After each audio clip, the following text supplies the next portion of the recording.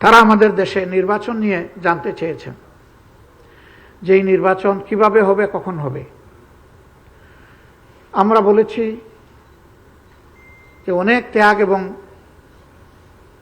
চেষ্টার বিনিময়ে যে পরিবেশ এসেছে, এই পরিবেশ তিনটা ম্যান্ডেটরি জিনিস দাবি করছে। নাম্বার 1, দৃশ্যমান গ্রহণযোগ্য মৌলিক সংস্কার।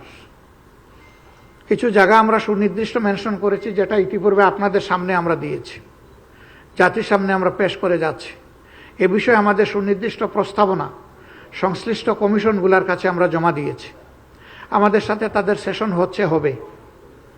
আমরা বলেছি যে এই সংস্কারগুলো সাধন না করে যে নির্বাচন হবে, এই নির্বাচন গণতন্ত্রের কোনো ভিত্তি রচনা করতে পারবে না।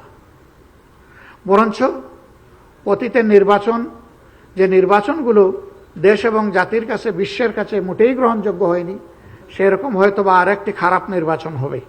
আমরা ওই নির্বাচন চাই না। হাজার প্রাণের বিনিময়ে, হাজারো হাজার মানুষের পঙ্গুত্বের বিনিময়ে, আহত হওয়ার বিনিময়ে, রক্তের বিনিময়ে যে পরিবর্তন এসেছে, সেই পরিবর্তনে অবশ্যই সংস্কার সাধন করতে হবে। এই সংস্কার কারা করবে? সংস্কারের অংশীজন, প্রধান অংশীজন হচ্ছে রাজনৈতিক দলগুলো।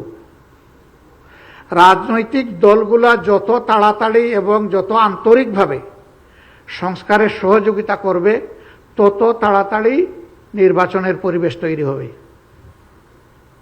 এই সংস্কারে যদি সহযোগিতার ঘাটতি থাকে কিংবা সংস্কার যদি না হয়, তাহলে দেশের মানুষের যে আকাঙ্ক্ষা, যে প্রত্যাশা, যে দাবি, যে সংস্কারের মধ্য দিয়ে নির্বাচনের সুষ্ঠু পরিবেশ তৈরি করা হোক, সে দাবি পূরণ না হওয়ার কারণে নির্বাচন অনিশ্চিত হয়ে পড়বে এবং তার দায় রাজনৈতিক দলগুলোকে নিতে হবে।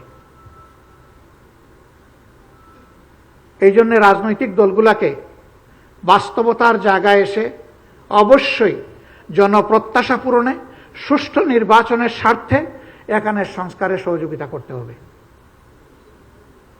2 নম্বর দাবি যেটা পূরণ করা উচিত, এটি হচ্ছে যারা নিহত এবং আহত হয়েছে, এই খুনের দায় যাদের, তাদেরকে বিচারের আওতায় এনে দৃশ্যমান বিচার এই জাতিকে দেখাতে হবে,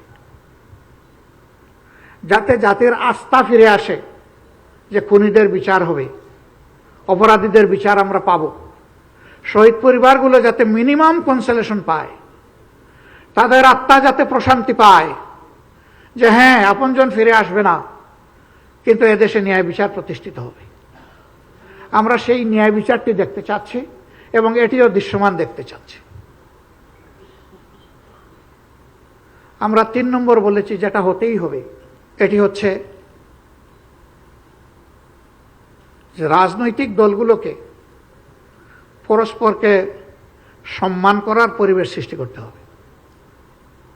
আমি জিতে গেলে নির্বাচন সুষ্ঠু, হেরে গেলে দুষ্ট, এই মানসিকতা থেকে বের হয়ে আসতে হবে। তবে হ্যাঁ, সেই নির্বাচনটা এমন হতে হবে যে সেই নির্বাচন নিয়ে যাতে সহজে কেউ প্রশ্ন তুলতে না পারে। এই দুইটাই নিশ্চিত করা লাগবে।